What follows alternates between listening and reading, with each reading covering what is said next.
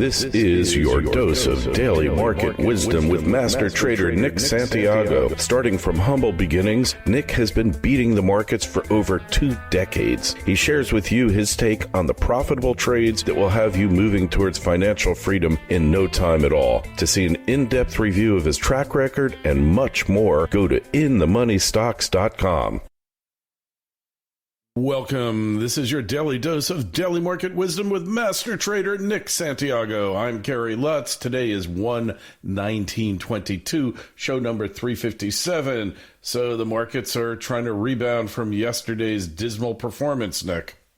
Yes, yesterday was a stock market rout, and no other way we could really say it. And the markets today gapped up a little bit, but it looks like we've had a little bit of what we call a gap and crap in the business. We've gapped up higher. Dow was up 100 and something points, and now it's negative. The S&P has rolled over into negative territory. The NASDAQ still has some green on the screen, but that's rolling over too as we speak. So lots of rollovers here this morning as we get underway on this, what we call Whipsaw Wednesday. So just be prepared. Options expiration is going to be on Friday. This is usually a pretty volatile session. Usually when you go down into or if you have a big sell-off, you'll get a rebound. If you rally up, you'll have a sell-off, and we've already seen that this morning. What did the spiders do, Nick? So the spiders right now, they're down about 31 cents on the session, but they were absolutely mauled yesterday. And today they gapped up, and they traded up pretty nicely at the start of the day for about 30 minutes, and now they're negative. So, you want to be careful when you see this, and the spiders on a bigger scale on a daily chart are now testing the 100-day moving average. They've already broke the 50-day. They tested the 100-day yesterday and successfully held, and now they're starting to creep below it. And, every close below a key moving average is a big, big negative. So I'm in the camp anyway that doesn't really matter all that much. I think this market's in a fragile state regardless. But every time you break one of these key levels, it's more damage done on the charts. What was the volume like on the spiders yesterday? Oh, yesterday's volume was very good. We finished with 109 million shares. So that's anything over 100 million or around 100 million is excellent volume. So there was a big decline yesterday on massive volume, and markets are in retreat mode. So if you haven't gone for the exits yet, you probably should be, huh? I would think so. If you haven't, there are still things out there that are working. You have to be in, a lot of consumer goods type names, a lot of defensive names. I don't mean military defense. I mean defensive in nature, things that people will need to survive. They need to buy razor blades. They need to buy tissue paper. They need to buy soap. Companies like that will do well in this environment. But companies like technology, a lot of these biotechs perhaps could get just absolutely slaughtered in this environment. I wonder what will become of Tesla. Well, if you take a look at Tesla, it's been a powerhouse. We would just say what it is, but it has had a pretty decent retreat since the start of the new year. It was trading around $1,200, now trading at around 1,000, a little over 1,000, 1,010, 1,011 as we speak. But I have to think even the mighty Tesla will fall in this one. Wow, the mighty will fall, huh? So that's right. Got some M&A activity here. Microsoft. Yeah, yesterday it was a big announcement. Microsoft announced that they were going to buy Activision Blizzard for $95 a share in cash. So while that sounds great on the surface, giving a pop to a lot of these video game makers, because that's what Activision is, while it sounds great on the surface, Activision stock right now is trading at around $82 a share. So that tells me this deal is not a lock, and there could be something bigger going on saying this won't happen. Normally when a company gets bought out, a big announcement like that, it's going to go to around 93, 94 bucks, and it's going to pin itself there. It's going to stay there and just fluctuate in a tight range. Well, this got up to Activision yesterday, got up to around, I guess, around maybe $87, and now it's faded.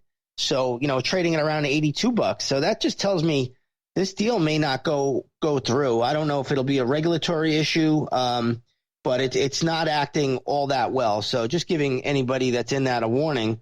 Don't always bank on these deals happening just because they get announced that somebody wants to buy them or or has made an offer, they do need regulatory approval. And there's something fishy about this one. It's just not acting right. Huh. That's really interesting. I'm just looking at it and shaking my head. You know, Microsoft is just this tech conglomerate now that's kind of, I think, seen its day. Even though profits are high and they still have a lock on the market, they've lost their edge. Well, you know, you could look at it that way, but you got to say Microsoft has been, you know, one of the mega cap tech names that have really broken out last year. Now, since the start of this year, the stock has done, you know, nothing. In fact, in the beginning of the year, it was trading at around $338. Now it's at $308. So it has had a pretty good fall like everything else. But looking at the chart here, it's a weak technical position now. Stock is trading below its 50-day moving average. It's trading below its 100-day moving average. And it's basing just above the 200-day moving average, which tells me that's not even major anymore. Major support, that is. So Microsoft looks poised to go lower as well. Hey, well, they still are sitting on, I don't know, $130, $150 billion worth of cash. So at least they must be doing something right? Well, when you think about it, you know, when you try to get a different operating system on your computer, I mean, it's kind of a monopoly, if you ask me. They, you know, who else can, you know, is there anything, you know, you go to that Linux-based stuff, I guess, but, you know, who knows that kind of system? So it really is, they do have a bit of a lock there. And, you know, when you look at all the businesses they're in, whether it's video games, whether it's all of these subscription-based products now that they have with the Office and things. So, you know, they have a good model. Well, I'm a Mac person, so I'm not a real fan of theirs in any event. But onward to gold. It looks like gold is finally catching a bid, and silver is getting close to $24. It's up like a couple of bucks in the past week. Yeah, silver yesterday acted really, really well, and that's up 2% today, sitting right at $24 on silver futures. So very, very good move. Now, I want to just put it out there.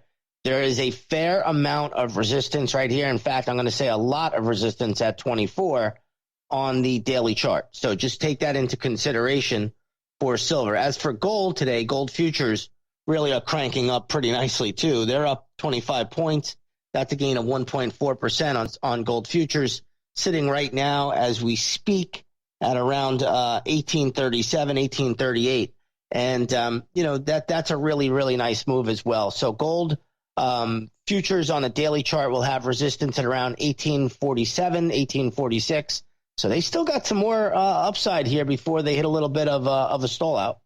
Well, I think what the whole driver is, I mean, besides the technical aspects, as far as fundamental, is that the word is out that the emperor has no cortex. I think that's true. And, you know, we'll have to see, but this is a very, very nice reversal for gold today. Great reversal for silver. Silver has been acting really, really well. And we'll see where it goes. But there's a lot of resistance above. If you could get through those levels, then the overall picture changes. If you fail at those levels, at those resistance points, then you have to just take into consideration that the move might be done for a little bit. Right. Hey, finally looking at Bitcoin, you know, so gold is up, Bitcoin's down. What do we glean from this? So I kind of think, and this is just me putting it out there, but I think the holders in Bitcoin are weak. And what I mean by that is you have a lot of young people getting involved in markets or trading for the very first time.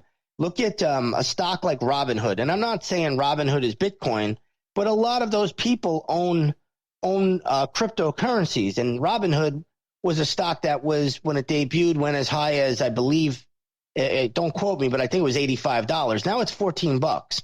Now, as the markets come in and things start to crater a little bit, people start to say, wait a minute, maybe this isn't as easy as it sounded. You know, maybe this business isn't so easy. Everybody, it looks like a genius in a bull market. They don't look so great in a bear market. And a lot of the people in Bitcoin are Robinhood types. So I think, you know, that is definitely affecting crypto right now, and I think it will have an even bigger effect down the road. As I think we'll see the real test around 35,000 for Bitcoin. So the real test is at 35K, huh? Yep, that's right. Right now it's sitting at around 41.9, 42,000, up a little bit today, a couple hundred points. But I do think we're going to see that test 34, 35,000, and that will tell us a lot more. We'll see how well the holders can hang in there.